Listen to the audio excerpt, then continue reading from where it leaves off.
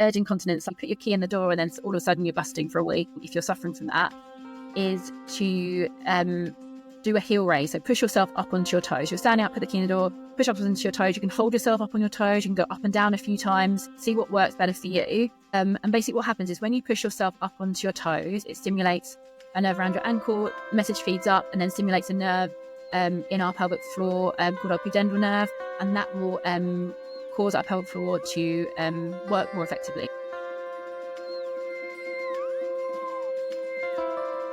Welcome back to Transform Your Menopause with me, Julie. Today, we're going into a topic that doesn't get nearly enough attention, and that's pelvic health during menopause. We often anticipate changes after childbirth, but so many women are unaware that menopause can bring about pelvic floor issues like stress incontinence, urgency, or discomfort. And the thing is, this shouldn't just be considered a part of getting older. There are things that we can do to improve this. So today I'm really thrilled to have physiotherapist and women's health specialist Anna Maskell with me. Anna is Clinical Director of Animated Physiotherapy. She's a former Team GB triathlete and swimmer and has spent over a decade helping women stay strong, active and pain-free. She's a certified mummy MOT practitioner, but also trained in menopause health.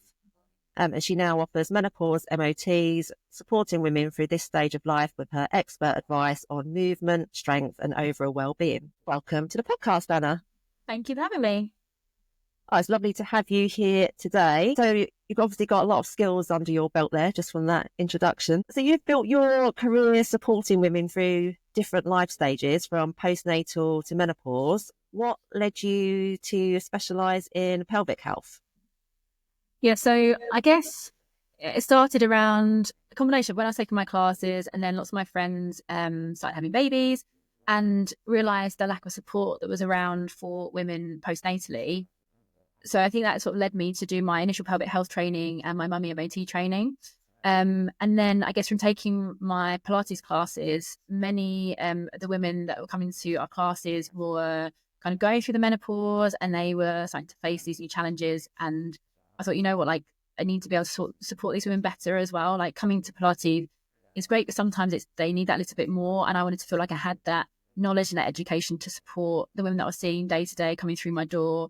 I guess as well as, you know, people that were my friends I saw going through pelvic health issues after having their babies too. Yeah, I think the trouble is that, as I kind of said in the introduction, is I think with menopause, I don't think women initially put the changes that they're experiencing down to being menopausal, did they? It's kind of like, well, I'm just getting a bit older. So they just don't really consider it something to need fixing as such. So was there a moment in particular then that made you realise how neglected this area of kind of women's health is?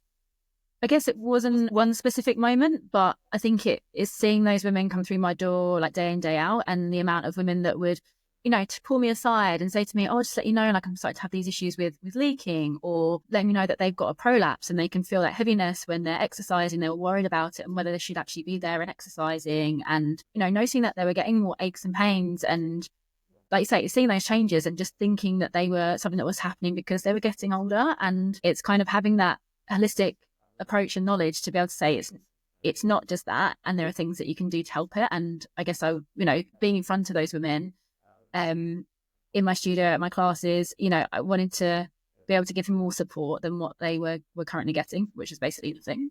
Yeah, and actually it's a really informal way, isn't it, of pointing them in the right direction of more help. For like, they're coming to you saying, oh, I've got this going on, almost just to like make sure they're doing the training that you're giving them correctly and like making it safe.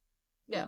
But so that's where your skills are really important. You're like bringing it to their attention actually as being an issue and as something you can do something to support and help, that you haven't really just got to accept it. And there's a lot of things like that, isn't there? I don't know if you see this much in practice, but like frozen shoulder and things like that seems to come up a lot, doesn't it, in menopause? But I don't think it's very well recognised as being part of menopause. Yeah, I think it's things like frozen shoulder. I guess it's where you realise that research is quite frustrating in that it's not focused often just on women and linked back to actually maybe why is it happening so much more often in women of this age? We know that it's much more prevalent in women that are of menopausal age, but I think it's only recently we're going, actually, maybe it's not just a case that like these women are more likely to get it, but why are they more likely to get it?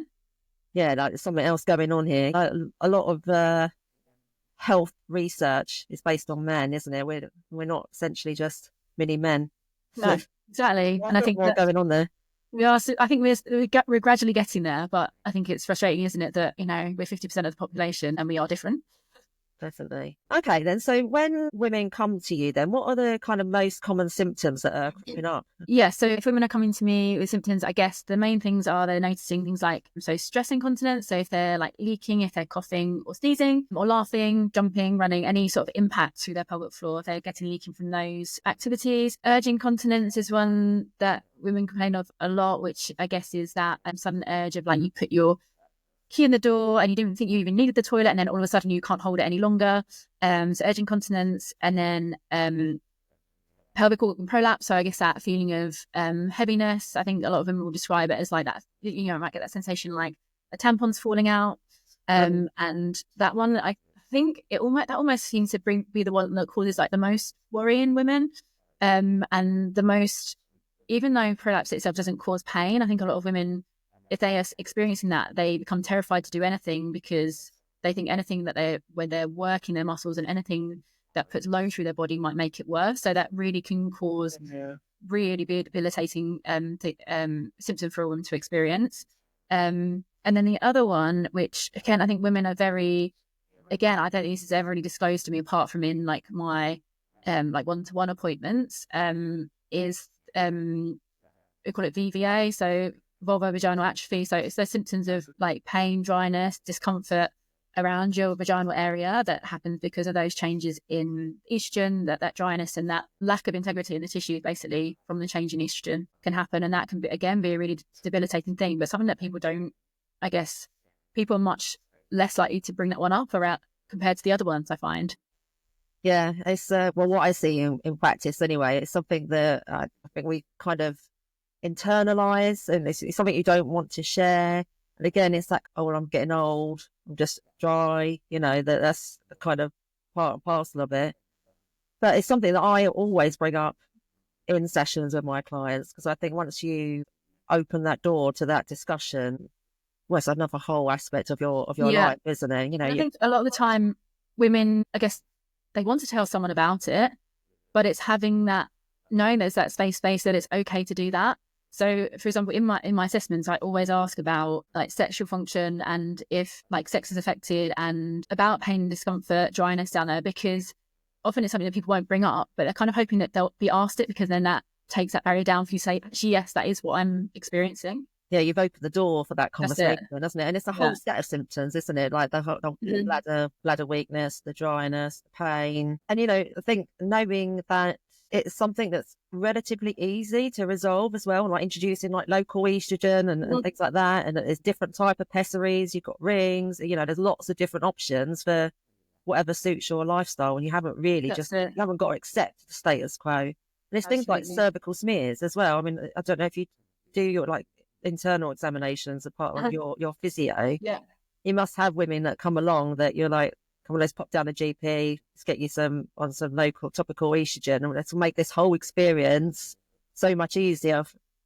Absolutely. And I think HRT is often, women are like, oh, I don't want to do HRT, and they see that as being a part of HRT. And I think it's that understanding that topically it doesn't affect anything else in your body. So actually, you're only using it topically. You only have to go for that vaginal estrogen, and like the gold standard treatment for VVA is topical estrogen combined with the pelvic floor exercises, and just doing those two simple things. So going talking to your GP to get some prescribed, and then learning how to do your pelvic floor exercises, which is something I think we'll talk through a little bit later on. Doing those two things can make a huge difference to your quality of life. And as you quite rightly point out, I think it's never one thing in isolation, is it, that resolves a problem? It's like a 360 approach, isn't it? You need to be doing a few things to get yourself back to like... Yeah, and again, I think that's it with like menopause support. I think HRT is something that is in the media quite a lot now, and most women are aware that's something, an option they could explore. But then everyone has their own reasons for things, and you might not want to go down that route. And you think, well, I don't want HRTs. There's no point me going and talking to my GP about it, because well, I think that's what happens to a lot of women, is like they get offered HRT or nothing without realizing that treating and managing menopause is a holistic approach, and there's so many different things you can try. And, something's going to work more for others, depending on what your individual symptoms are. Everyone's an individual, and it's working out what is right for you. Exactly. And then you've got the whole thing of people thinking that HRT will be that magic bullet that, I'm taking HRT, that I should be totally fine now, but I've still got these symptoms. And it's like, well, no. And then, as you quite rightly just say, it's just a piece of the puzzle, isn't it? Yeah, that's it. Okay, so let's talk about the pelvic floor and menopause specifically then. So how does menopause affect the pelvic floor then?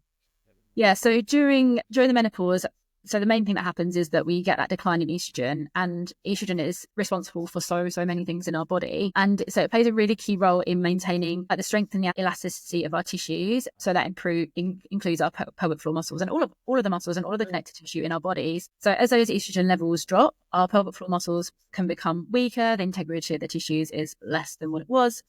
And then that is what can then lead to those symptoms that we spoke about before, like the urinary incontinence, urge incontinence, prolapse, vaginal dryness. But also, I guess it's, again, thinking about that holistic approach. It's not just your pelvic floor that is affected, it's all of the connective tissue, all of the muscles in your body. So if the rest of your muscles become, you have to work harder to maintain that strength, basically. Once you get that drop in estrogen, you can maintain your strength, but you have to work harder to do it. And then if those muscles become weaker, then everything just becomes harder. And then that will, again, have more of an impact on our pelvic floor. And I think it's, having that holistic approach and really realizing that everything in our body is linked. Yeah, definitely. That's the whole thing, isn't it? But particularly with pelvic floor, I think it's something that we tend to think about in isolation, but really the whole respiratory system, and that's all interlinked. And I suppose that's how, I know we'll come on to diaphragmatic training and breathwork, but why that's so important for supporting your pelvic health as well.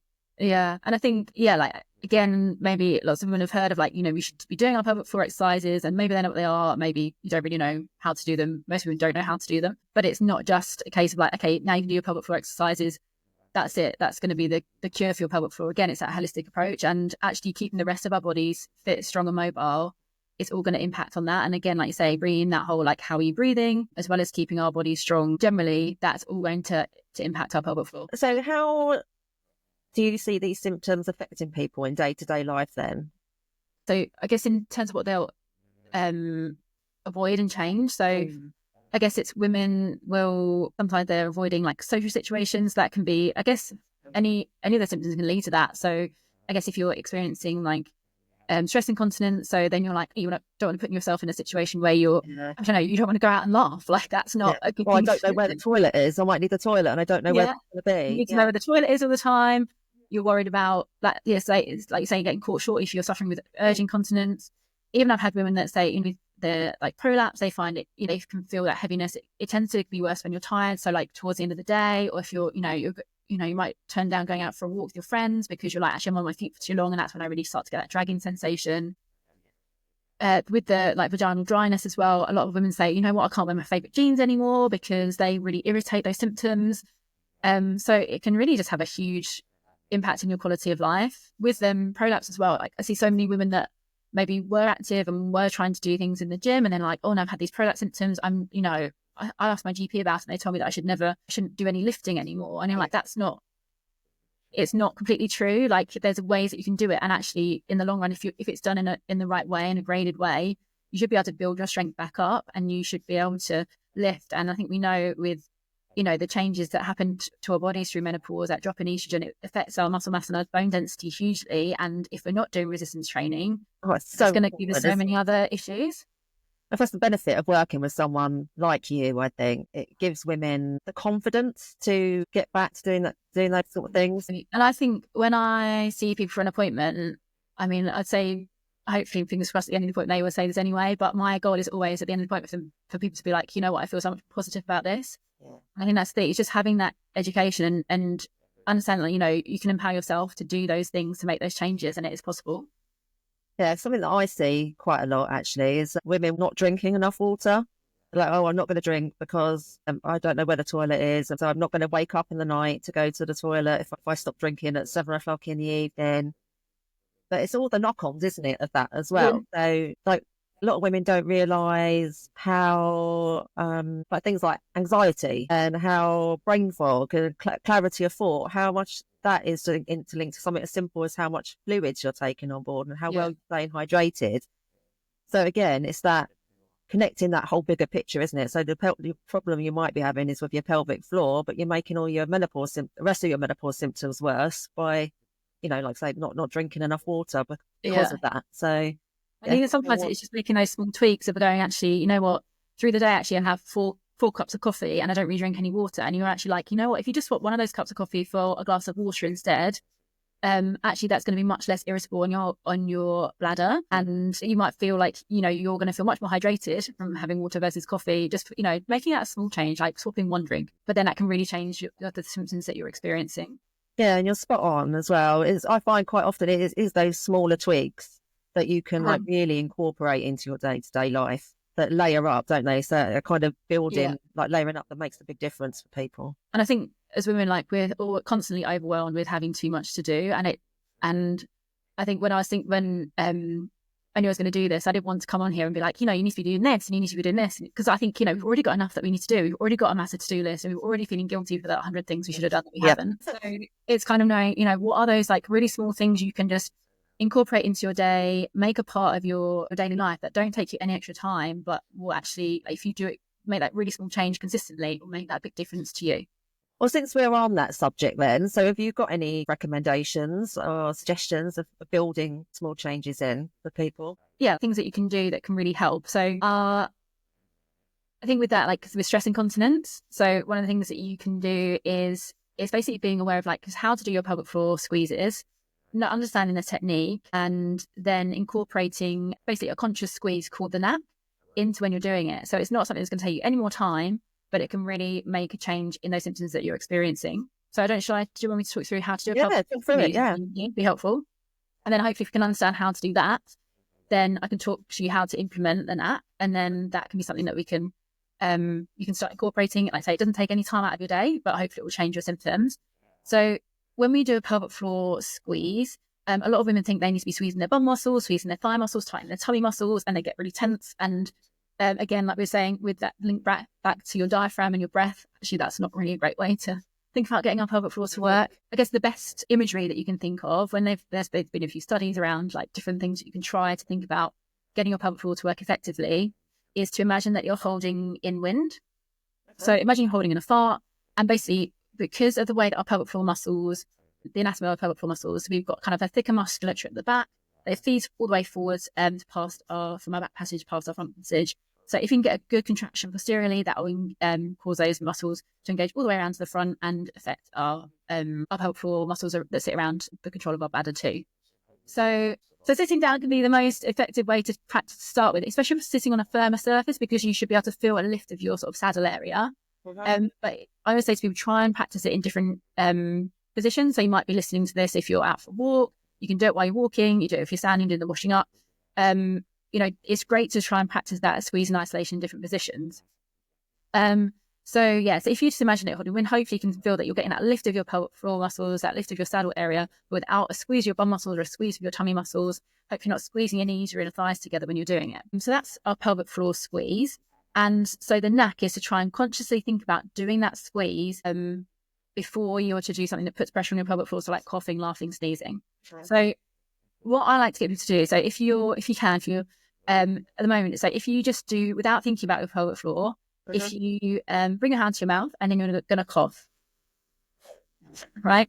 So when you coughed, could you feel like maybe a little bit of a downward pressure around your pelvic floor region, around your saddle region? A movement. Yeah, a little bit of movement. Yeah, exactly. So what we're going to do now, so next time, as you bring your hand up, you're going to do that squeeze. So imagine you're holding in wind, that squeeze your passage, and then you're going to cough again. And did you feel like there was less movement that time? Yeah, a big difference. Yeah. Yeah. So just by doing that squeeze, it can make quite a big difference in that support that you're giving yourself around your pelvic floor area. And there have been studies on the neck, and this is why I think this is such a really great quick win.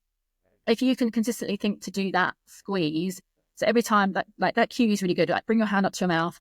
As I bring my hand up to my mouth, I've got to think do that squeeze at the same time. If you can consistently do that for a week and you're suffering from stress incontinence, you studies have shown that we can see like a 75% improvement in symptoms in a Wow. week doing it. So like quick win, Yeah. literally as you cough, things to do that. Brilliant. That's a great one. Love Yeah, that. it's, yeah, only a really good one, isn't it? It's my favourite. Yeah, like you say, it's stuff that you can just add in really easy, isn't it? That makes a difference. My second tip, so that's my first tip. My first tip was the knack, so you can all be practicing that now. My second tip is around urge incontinence. Like I said, that one way you put your key in the door and then all of a sudden you're busting for a wee. So if you're getting that sensation, again, a really quick win, something that you can build into your day. It's not going to take any extra time, but hopefully it will help those symptoms you're getting if you're suffering from that, is to do a heel raise. So push yourself up onto your toes. You're standing up, put the key in the door, push up onto your toes. You can hold yourself up on your toes. You can go up and down a few times, see what works better for you. And basically what happens is when you push yourself up onto your toes, it stimulates a nerve around your ankle. That message feeds up and then stimulates a nerve in our pelvic floor called our pudendal nerve. And that will cause our pelvic floor to work more effectively. So just doing some heel raises as you put the key in the door. Again, that can be another really quick win that you can do that can help improve your pelvic floor dysfunction symptoms. But again, doesn't take any extra time from your day, but might be something that sort of really changes what you're experiencing. Yeah, I remember when I read your notes, seeing that tip, and I was like, "That's great, that tip. I'd not heard of that. That's that's a brilliant one." And again, you think it's just such a simple thing you can build in that doesn't. Yeah, we're not saying you don't need to add this to your to-do list. Just try and remember. Again, it's almost like habit building, isn't it? Like do that when you're going to do that activity. This thing you do at the same time. Yeah, that's brilliant.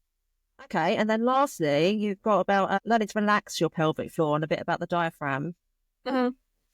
Yeah, so I think again, when we think about having pelvic floor issues, we think that it is because our pelvic floor is weak, and so we're always thinking, oh, I should be doing things to strengthen my pelvic floor. And a lot of the time, this is the case, but it isn't always. And I think especially in, I guess, those two main stages of life that I will see women for pelvic floor issues is postnatally and through the menopause. And there are times in our lives when we may be feeling often more anxious than we normally do, and anxiety can have a big impact on tension in our bodies. So our pelvic floor muscles might not necessarily be weak, they might be tight. Tight or an overactive pelvic floor. So we call it a hypersonic pelvic floor. And I guess you can think about it like any other muscle in our body. So if you think about your bicep, you flex your bicep, you hold it there, it's really tight, your elbow's flexed, that muscle's working, and it's going to get like tight, sore, achy. But then when I actually want to move my arm, because it's already contracted, it's got nowhere to go. And I guess our pelvic floor is a bit like that. So if you are experiencing things like leaking or you've got like prolapse symptoms, that isn't necessarily because your pelvic floor is weak. It might be that it's just really tight and it's not managing to let go. But you almost want your muscles to be working like a trampoline. So they relax when you don't want them to work. And then that means they've got lots of space to be able to contract effectively and do their job really, really well when you need them to work. So that ability to relax them is really important too. And I think that's where that link comes in between our breath and our pelvic floor. So like as our diaphragm moves up and down, our pelvic floor will also move up and down. And so if we can think about linking our breathing like back to being smooth, relaxed, letting our ribcage and our diaphragm move nicely, our belly move nicely, then our pelvic floor is going to have that bit more mobility. It will learn to relax more, and then it can squeeze and work well when we want it to. And then hopefully those symptoms will start to reduce as well. So I guess, again, it's something that you could build into your day, doing some breathing exercises. The other thing that you can do alongside it is some gentle stretches too. Like if you're familiar with, a few like yoga poses, so like the pigeon stretch, so basically hip stretches, pigeon stretch, happy baby, and like an extended child's pose with your knees really wide. They're three, I guess maybe more known like yoga poses that can really help because our hip muscles feed into our pelvic floor muscles. So if we're stretching around our hips, that can help our pelvic floor muscles to be stretched and relax off. And when you hold those stretches, doing some deep breathing as you do those stretches can be really helpful too. And they're stretches when we're sitting all day as well, aren't they? That's it. Just, I know, I think our hips get really tight, like especially our hip flexors, just like, we do too much sitting, don't we? But, and again, I get like saying to do some stretches, that might be something that you have to add to your day to incorporate. But again, just holding them for 30 to 60 seconds and doing that deep breathing can make a difference, or just doing the breathing on its own. Do you want me to talk to you about doing some, like how to do a diaphragmatic breath and how I would teach that to Yeah, go for it. I was going to say, actually, when you were talking about the breath and the relaxing the pelvic floor, I think that's where as well, like when you're breathing in that anxious way, so you're up here all the time, you're not getting that full breath, which is going to lead us on to what you're saying anyway. Your pelvic floor's never fully relaxes, not getting that opportunity because it's not that, you've got that tandem of the way they're working together. Yeah. So, but yeah, if you can learn, almost not even having to do, it's kind of going back to like changing the things you do all the time rather than having little one-off exercises. And it's the sort of thing that we'll discuss at the workshop that we're doing at your studio on the 21st of March. But little ways that you can identify what your breathing pattern is in the day so you can correct that all the time. And that's going to be really helpful for helping your pelvic floor. Having that awareness. And I think with when I initially teach a pelvic floor squeeze in an appointment as well, I generally will first of all like teach it with the breath. And most people will breathe the wrong, they try and contract in the wrong time. So really you should be thinking about the contraction of your pelvic floor on your exhale, and your inhale is when you let it relax. And everyone's like, no, because the inhale is when I squeeze and that's when I hold everything really tense. And you're like, no, because that's not, like, all you're doing is you're causing the tension because you're trying to push down through your pelvic floor. And we want to try and let it squeeze and lift up. So yeah, having that ability to let it get into that relaxed position where it's able to squeeze and lift up, that is kind of the first goal. And I think we see, people kind of like do like chest breathing a lot, don't they, when they're stressed and anxious. So it's really learning how to do that. And I think as women as well, we're often encouraged, to try and, tuck in your belly in. So I think, as a standing tall is really important, but we talk about engaging through your core, but I'm not saying that I want you to be like bracing and squeezing through your stomach muscles all day, every day, because again, that's going to cause that tension in our bodies and mean that we start to breathe and move in a really dysfunctional way overall. So should we try a few deep breaths, because then we're nice and calm. So what I like to do is get you to put you can do it, let's do it this way. So we're going to take both our hands, and you put your hands just at the bottom of your rib cage, so where your ribs meet your tummy. So you can feel kind of the bottom of your ribs with maybe your thumb and your first finger, and then into your tummy with your bottom three fingers. And then just take, you can seal your mouth and just breathe in and out through your nose if you haven't got a cold at the moment, though. And so taking some deep breaths in and out, and just feel what's happening. So as we're breathing in, often, like I say, we'll find that we breathe a lot through the top of our chest and not a lot's going on further down. But we want to really feel like our rib cage is expanding like up and outwards into our hands. So it's expanding out to the side and it's lifting up. And at the same time as that's happening, we want to feel like our belly is rising as well. So I think it's really common that women will draw in through their belly when they're trying to... Yeah, you feel like you've got to push your belly out. That's what people mistake. I think when people say about belly breathing, they're using their abdominal muscles more than anything else, just trying to push out, when actually it's much more subtle than that. And it's that's it. So you just want to feel like you're getting that expansion of your rib cage and that gentle lift of your belly as you breathe in. And then as you're breathing out, that's when you should feel that softening of your rib cage. It should be softening down. At the same time, your belly should feel like it's softening. Okay, so you're inhaling and your rib cage is expanding up and out into your hands. You're getting that gentle rise to your belly. And then as you exhale, your rib cage is softening and your belly is softening. So then if you're thinking, as you're inhaling, your diaphragm's moving down. So then that's putting that pressure down onto your pelvic floor. And as you're exhaling, everything's lifting up. So when we were talking about that pelvic floor squeeze earlier as well, so this is, in this scenario, if you're just thinking about your breathing, I wouldn't think about contracting your pelvic floor. Don't worry about contracting your pelvic floor at all. Just think about that, trying to relax your body. But if you've done that a few times, you're feeling like you're nice and relaxed, and actually, like, can I actually get a good squeeze in my pelvic floor muscles? Or like when we were practicing earlier and you couldn't feel a squeeze, it might be because you're hypertonic and you haven't got that relaxation to be able to feel the squeeze happening. So then you could try and think about doing a squeeze. So as you exhale, that's when you're going to try and do that lift. And then inhales when you're going to relax your pelvic floor muscles off. Exhales when you're going to do the lift, and inhales when you're going to relax off. So that can often be a much more effective way to start to feel that contraction happening and get your pelvic floor muscles working effectively. I think also understanding the mechanics of what's going on, as you say, it gives people a visual, doesn't it then? I think if we can think it, if we can see it, we can kind of think it and understand it, and it kind of makes that connection a lot easier, doesn't it? Yeah, definitely. So I think that deep breathing can be really helpful. But I think, you were saying about that humming can be really helpful in this way too. Yeah, so I thought we'd build on it. I knew you were going to talk about diaphragm, so I thought we'd build on that using humming. So our vocal cords all connected to our pelvic floor. It's all part of that same system. So the muscles, the nerve, the fascia. So this technique is actually very good for weak pelvic floor and for hypertonic pelvic floor as well. It's another way, I think, of really helping you feel that engagement as well, so you can identify and activate your core. So our jaw often mirrors what's going on in our pelvic floor. So I see a lot of menopausal women carrying a lot of strain around their jaw and around their neck, as we were saying, particularly because of the way that they're breathing and the stress that they're carrying. But if you just do a low pitched hum, so I don't know if you'll be able to hear it on the mic, but like this, like, and if you just do it, you'll feel your jaw start to relax, and that'll be mirroring that in your pelvic floor. I actually find it quite hard to feel that on the low hum. So if you try it, see if you can feel any relaxation on that exhale. So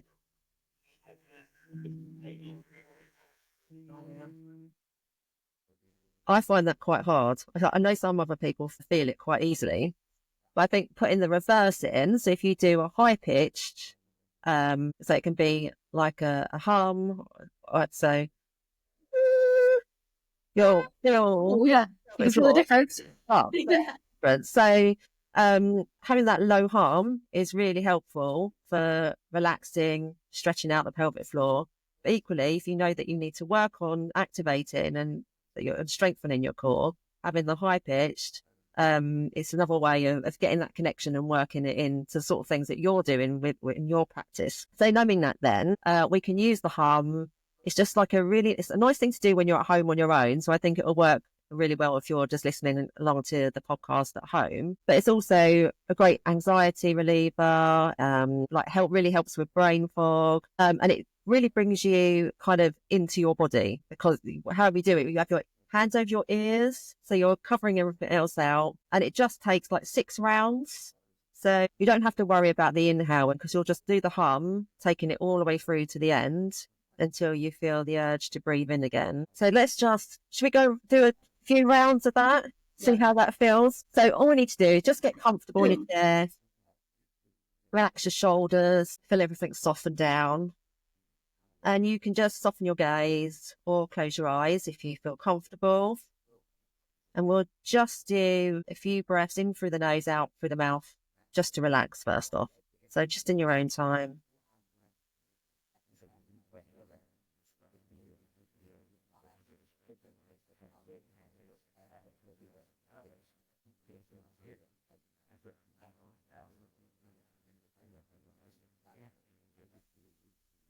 And then just stop there. Just keep your eyes soft, and just know this is like a safe exercise for everyone. It's really effective. It relaxes body and mind. The vibrations can be act like a bit like a sound bath for your body. They're really relaxing and helpful for the relaxing that hypertonic pelvic floor. So all we'll be doing is you put your hands over your ears and just try and block out any holes, and that kind of really brings you into yourself. And then it'll look like this. So inhale through your nose, and then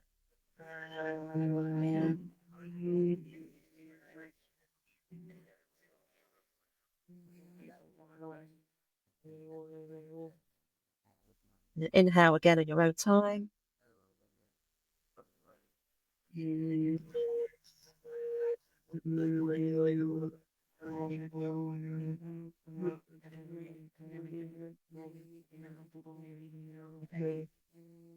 We'll do 2 more.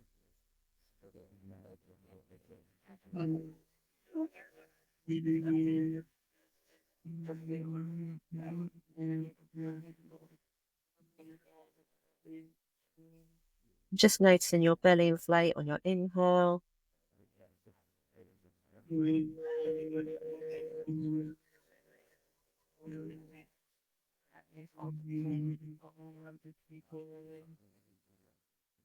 And then when you get to the end there, just take a few moments to see how that's kind of made you feel.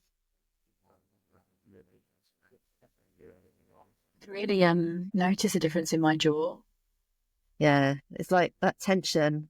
You can do it with singing. Singing has the same effect, but my singing voice is terrible, so I'm not going to.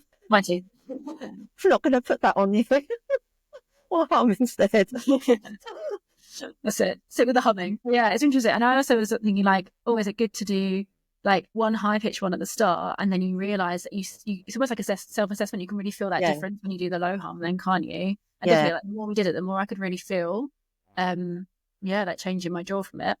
That's great. And you'll know that that's happening. You know that your pelvic floor is going to be mirroring that, and it supports that correct movement that we were talking about back earlier on in the session.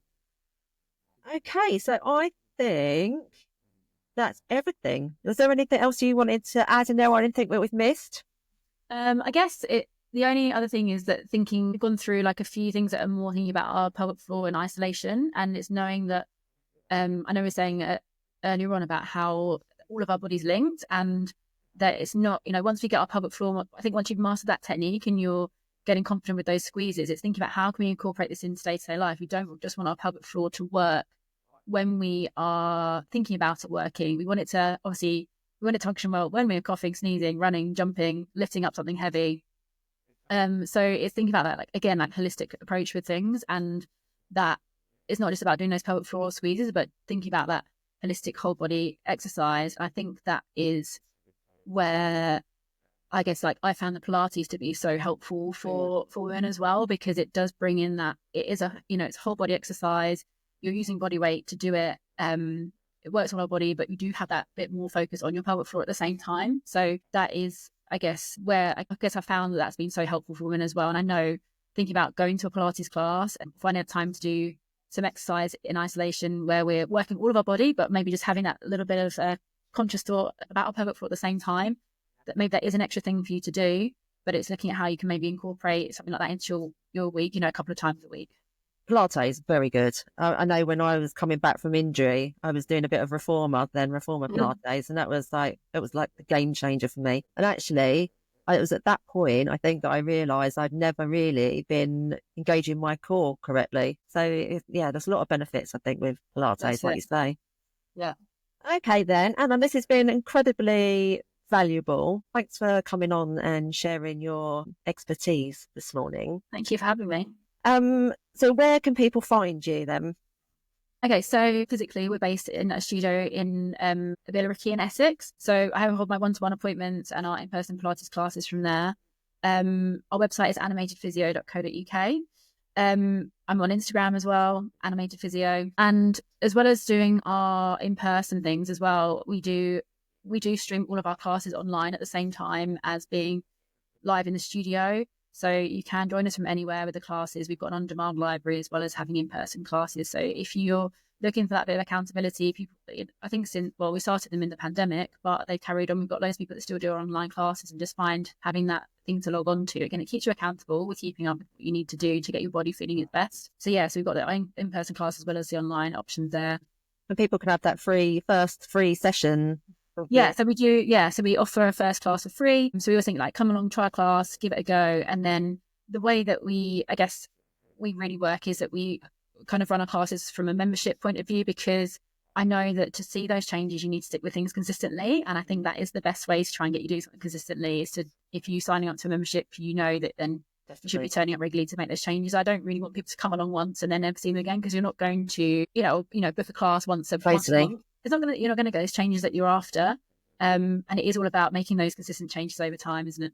Yeah, 100%. It's like people would do do one breathwork session and feel like, that's good. It didn't work. Yeah. Well, no, you have to do it consistently. Right? It don't necessarily take hours and hours, does it, to do anything? But you do need to have a consistent approach to anything, I think. Absolutely. And I think from from the physio point of view, you can come and you can gain so much from a one-off appointment. I say, like, I do general musculoskeletal physio assessments, but also like the menopause MOT and mummy MOT with specific things, but also as part of a physio assessment, that can be a pelvic floor assessment as well. So I do the internal assessments, and I can feel the function, strength, endurance of your pelvic floor, and give you that personalized program and give you something you're working on to work on consistently without you having to come and see me all the time as well. You don't have to come and see me loads of times if it is like that one-off help that you want. And it's that time, isn't it? Taking that time, care and attention that maybe you don't get elsewhere. That's it. Yeah. Nice. Brilliant.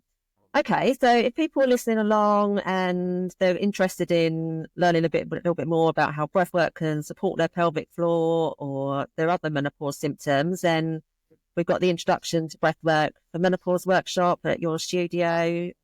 I want to say March 21st. Yeah, Friday the 21st. It'll be a great Friday night out for everyone. 7:30 at our studio, and that is on. I put on the homepage of my website now as well. So if you go to animatedphysio.co.uk, it should be up on the homepage. You can click through, read a bit more about it if you haven't told you enough about it today. Yeah, put it on my events page as well, and I'll put all the links, everything that we've discussed today, the links to your website, bookings, and your Pilates mat as well that you've got. I'll put all of that into the notes so people can find that. Again, thanks for joining me, Anna. I really enjoyed that. I hope it was all right for you as well. Thank you. Yeah, and thanks for listening if you've been listening along, and we'll see you again soon. Great, thanks a lot. Bye.